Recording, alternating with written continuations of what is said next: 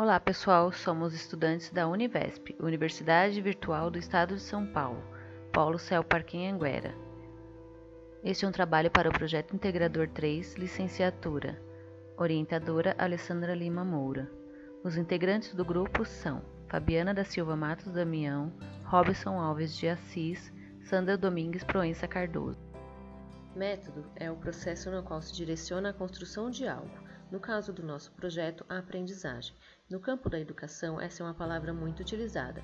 Por meio dela se deriva a metodologia, significando que, para atingirmos o objetivo da aprendizagem, é necessário um estudo acerca dos métodos utilizados no cotidiano. Porém, desenvolver métodos para o aluno do século XXI não é tarefa fácil, tendo como um fator sua interação com o mundo muito mais tecnológico e o acesso em demasia a diversas informações. Paralelamente, há uma dificuldade de aprendizagem por parte desse público. Assim diz uma pesquisa realizada pelo Ministério da Educação em 2014, que 1 em cada 5 crianças de 8 anos não sabe ler frases, sendo que 22,21% obtiveram aprendizado inadequado em leitura, 34,46% em escrita e 57,7% na matemática. Esse levantamento põe à prova os métodos utilizados no dia a dia da escola. Sendo assim, o nosso tema é Métodos inadequados como um panorama de uma aprendizagem dificultosa para a criança do século XXI, apresentando a seguinte problemática: existe um método único ou inadequado que está dificultando a aprendizagem da criança do século XXI? O objetivo geral desse projeto foi criar e executar atividades com o aluno do ensino fundamental, utilizando diferentes métodos a fim de acompanhar a aprendizagem e verificar potencialidades nas diferentes formas metodológicas presentes na didática utilizada em sala de aula que contribuem para uma aprendizagem eficaz. Devido ao período pandêmico, com a ajuda da tecnologia, fizemos reuniões virtuais e uma entrevista com a professora que nos auxiliou na execução desse projeto, nos contando sobre suas experiências com a alfabetização e sobre os métodos e as didáticas utilizadas por ela em sala de aula. Então, vamos conhecê-la? Olá pessoal, tudo bem? Meu nome é Carla, sou professora da Rede Pública de Ensino da Prefeitura de São Paulo, sou formada em Pedagogia pela Faculdade Campos Sales, pós-graduada em Arte e Educação, Sociopsicologia e Metodologia em Artes. A minha carreira começou em 2012. De lá para cá, trabalhei em vários lugares, na rede particular e na rede pública. Na rede particular, eu tive a experiência de trabalhar com alfabetização, com crianças a partir de 6 anos, no fundamental.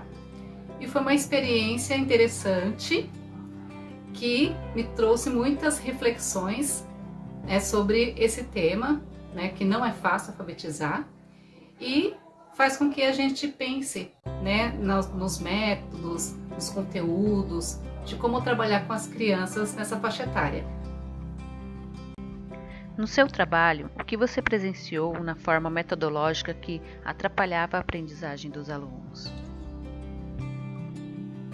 Em algumas escolas que eu passei, da rede particular, eu fiz algumas reflexões sobre a aprendizagem das crianças. E é possível visualizar aquele método tradicional das crianças enfileiradas, sem poder ter interação com os colegas, o professor sendo sempre o protagonista, não tendo somente a referência, sistema apostilado muito forte, e aí você percebe que é uma coisa muito sistemática, sem ter outros recursos. Lógico que vai ter a tecnologia para ajudar, mas não é o suficiente para que a gente possa ter um trabalho do protagonismo da criança, principalmente na alfabetização, que ela precisa ter as experiências. Por exemplo, o sistema apostilado, ele é bacana, só que em alguns aspectos. As crianças tinham que ter um conhecimento prévio para poder dar andamento para aquele ano. Então, muitas crianças não tinham aquele conhecimento. e demonstravam muita dificuldade em acompanhar o sistema apostilado, né?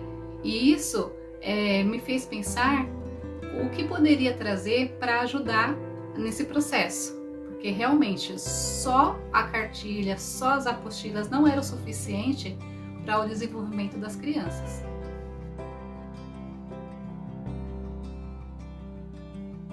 O que você considera um aprendizado ideal? Ou de que forma foi feito para melhorar o aprendizado dos alunos na unidade educacional a qual você trabalhava? Percebendo a dificuldade das crianças, eu resolvi conversar com a coordenadora pedagógica e falar das dificuldades, né, do sistema apostilado. Então, eu pedi autorização para ela para poder usar outros métodos de ensino juntamente com o método apostilado, já que os pais pagam um valor extremamente considerado para poder ter aquele método para as crianças. E foi possível, né? Então, eu dividi muitas vezes, eu trazia as crianças para ser o protagonismo da aprendizagem, fazia o formato da sala em U para que eles pudessem se ver, fazer algumas atividades dinâmicas, trabalhei com material dourado, né? Com recorte, então assim, muitas vivências das crianças, e foi assim que eu fui conseguindo os resultados, e juntamente com a apostila, juntamente com algumas impressões, enfim, todas as possibilidades de aprendizagem eu utilizei, e isso fez com que despertasse o interesse das crianças, e foi muito bom, e a gente conseguiu ver resultado além do apostilado. Então tudo é positivo, desde que saiba se usar, né? E que a gente possa ter outros recursos além daquele específico. Então, assim, todo método ele é importante, mas a gente precisa sempre ter outras possibilidades de aprendizagem. Diante das pesquisas e das críticas referentes aos métodos tradicionais de ensino, nosso grupo, juntamente com a professora Carla, elaborou 2 planos de aulas com brincadeiras, buscando trazer interatividade e um aprendizado eficaz. A primeira brincadeira foi a amarelinha com equações numéricas. O objetivo era utilizar a brincadeira e o lúdico para avaliar e reforçar com os alunos os conceitos da matemática básica, realizando uma operação matemática com o número apresentado pelo dado e o número da amarelinha. A segunda atividade chamamos de soletrando. Usamos a brincadeira para abordar o contexto da alfabetização, onde as crianças formam palavras por elas já conhecidas e confeccionavam as próprias letras do alfabeto.